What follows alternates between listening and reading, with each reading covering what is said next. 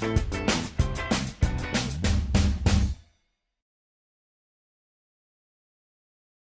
travelers, here we are at our third event here. We're at the Michigan Princess.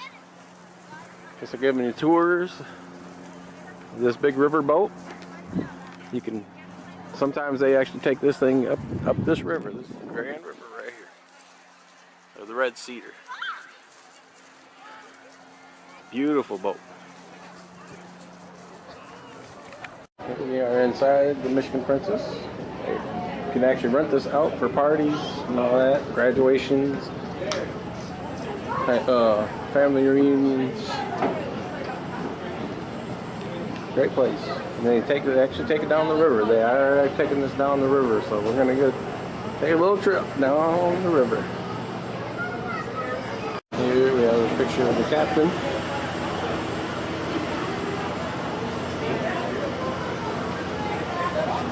This is kind of cool. We got the life jackets all up here. Just pray we don't need them.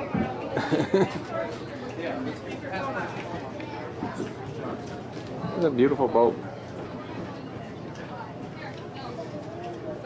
Here we are at the top of the boat. We got a good view of the river.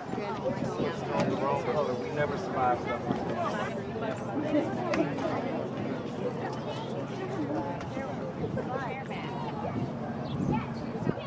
Right above where the paddle wheel is.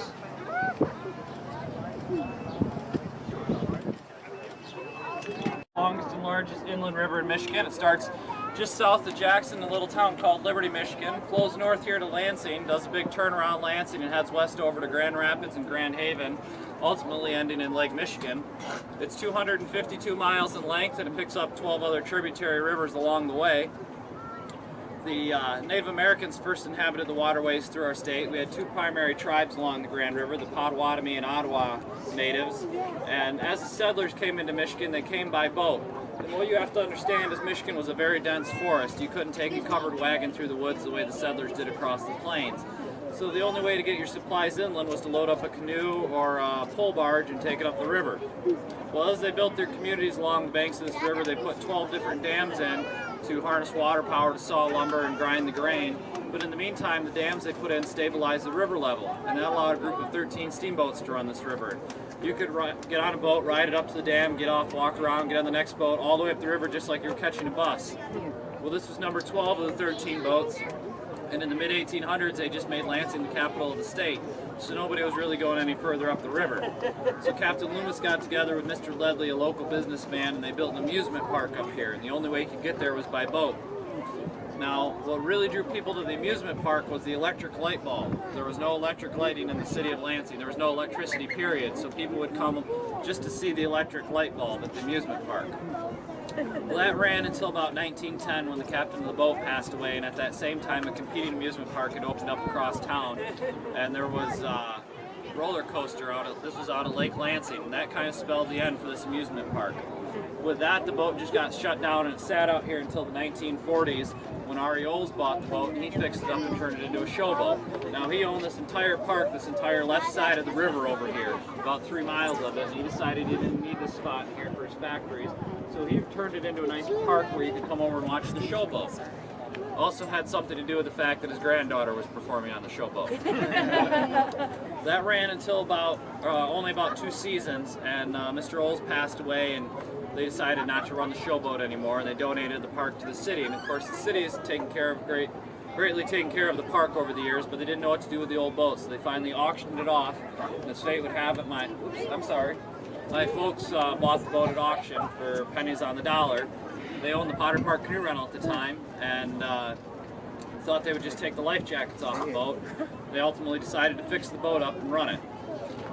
Well, that was 1976, and this is not the original old boat that ran out here. It's been retired, and it's that old story of, it's my grandfather's axe, but I've replaced the head twice and the handle 3 times. Well, anyway, this there's been a boat running here one form or another for well over 100 years, with a few gaps in there. But this is the most recent version, and we're going through another round of restoration right now. If you look around, you'll see some brand new stuff and some old stuff, and by next year she'll be looking tip-top again. So thanks for coming out and joining us today. I'm sorry there isn't more seating on the boat, but I didn't expect 450 people to be riding with us today. So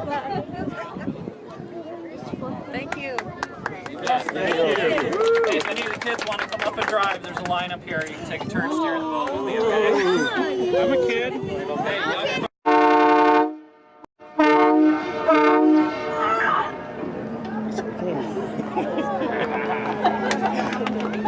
What'd you say? I didn't hear you.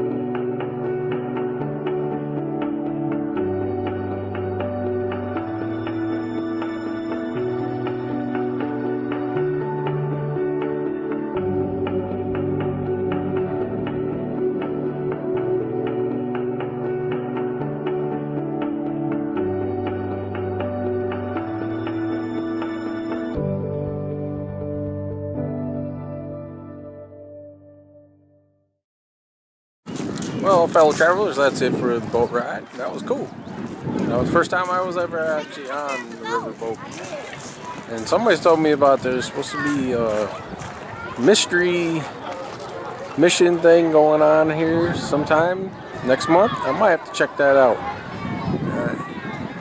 Fortunately, I didn't get to go to all the tours of the hometown things. There's lots of things going on, and it takes a lot of time. But I think I got enough footage for show you what we got here in town. So until next time, travelers, I'll see you around the mitten.